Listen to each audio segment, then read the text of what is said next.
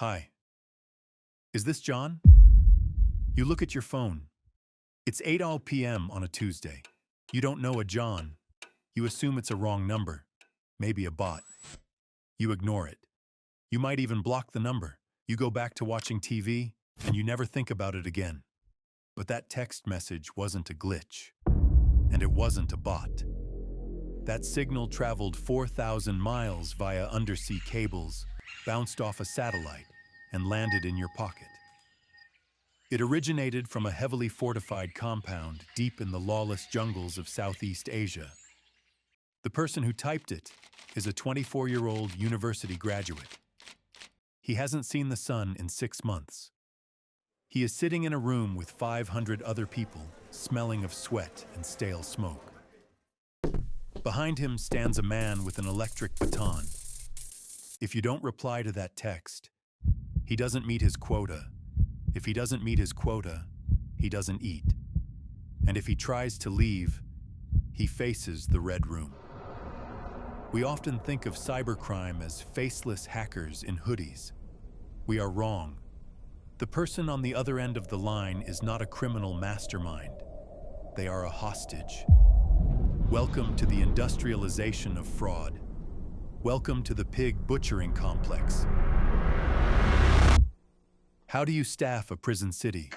You don't hire guards. You hire victims. To understand how this machine works, we have to look at the raw material. People. Let's introduce you to David. This isn't his real name, but his story is shared by over 100,000 people currently missing in the Golden Triangle. David is young. He is educated. He speaks English and Mandarin. But in his home country, the economy has collapsed. He is drowning in debt. He needs a lifeline. Then, he sees an ad on Facebook. Tech support specialist. Location, Bangkok, Thailand. Salary, $2,000 a month. Flight included. For David, this is a winning lottery ticket. He packs his bags. He says goodbye to his parents. He lands in Bangkok, the city of angels. A driver picks him up at the terminal. Everything seems legitimate, but the van doesn't stop at the corporate offices in the city center. It heads north. It drives for 6 hours, deep into the night, towards the border province of Tak. The road turns from asphalt to mud. The jungle closes in. The driver stops at the bank of the Moy River. On the other side is Myanmar. David asks what is happening. The driver doesn't answer. Men with assault rifles emerge from the darkness. They force David onto a narrow boat. They cross the river. By the time David steps onto the muddy bank on the other side, his passport has been taken. He is no longer in Thailand. He is in Mayawati, a lawless zone controlled by rebel militias and Chinese syndicates. He has walked through 3 layers of barbed wire fences. He looks up at the guard towers. He hasn't been hired. He has been sold. The price tag on his head, $8,000. Inside the walls, the facility looks like a corporate office from hell. This is the boiler room. Imagine an open-plan office floor, the size of a football field, rows upon rows of computers. Hundreds of people typing furiously. The noise is deafening. A mixture of clicking keys, shouting supervisors, and the hum of industrial air conditioning struggling against the tropical heat. David is assigned a desk. He is given a smartphone, a stack of SIM cards, and a script. This isn't a random scam. It is a highly psychological operation known in Chinese as Sha Zhu Pan. Translation: the pig butchering. The methodology is brutal in its patience.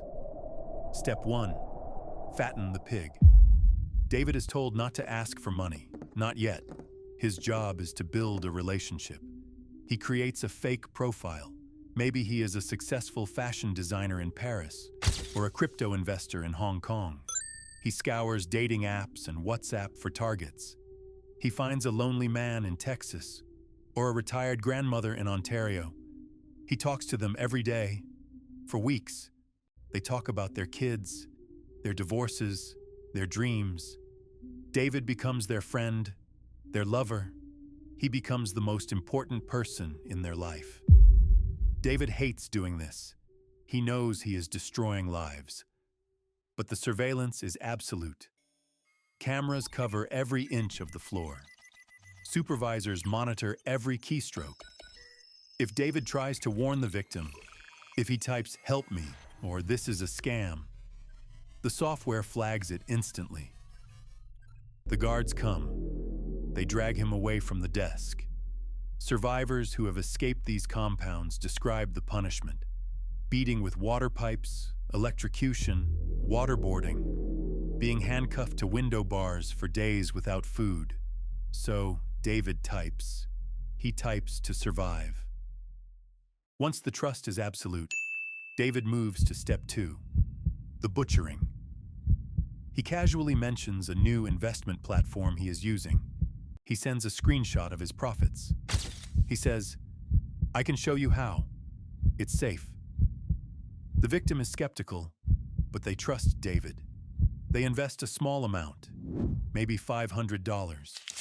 And here is the hook. David lets them win. The syndicate controls the fake trading platform. They adjust the numbers. The victim sees their $500 turn into 1,000. They let the victim withdraw the money to their bank account. The victim thinks it's real. The skepticism vanishes. Greed takes over. They mortgage their house. They liquidate their 401k. They borrow from friends. They send everything. $200,000. $500,000. They watch the number on the screen go up. They think they are rich. But the money isn't in a trading account. It's already gone. Then comes the final blow. The platform freezes. Customer support says there is a tax issue or a verification fee. They demand another $50,000 to unlock the account. Desperate, the victim pays it. Then, the screen goes black. David stops replying. The number is disconnected. The pig has been butchered. But where does the money go?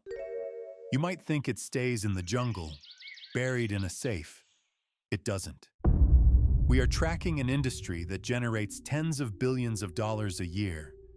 It rivals the GDP of small nations. The money enters the ghost economy. First, the victim's cash is converted into cryptocurrency, usually Tether or USDT on the Tron network.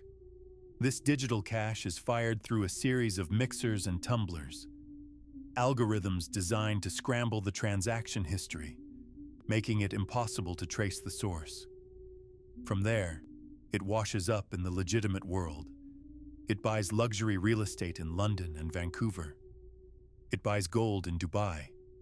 It pays for the private schools of the warlord's children. Most importantly, it pays the bribes. This is why the compounds still exist. KK Park, Shui Koko, the Jinshui Zone. These are entire cities built on crime. They have their own electricity grids, their own hospitals, and their own security forces. The local police don't enter these zones because the police are on the payroll. The technology companies are fighting a losing battle. They play whack-a-mole. You ban one account, they make 10 more. You block one IP address, they reroute through a proxy. The infrastructure is too vast. The profit margins are too high. For the victims of the financial crime, the loss is devastating. People lose their life savings. Families are destroyed. Suicides among victims are rising. But for the people inside the walls, the nightmare has no end. When David is no longer useful, when he is too sick to type or too broken to charm a victim, he isn't released. He is sold again. He is traded to another compound, maybe for a lower price. He might be forced into manual labor, or worse. There are reports of organ harvesting rings operating in the shadows of these zones.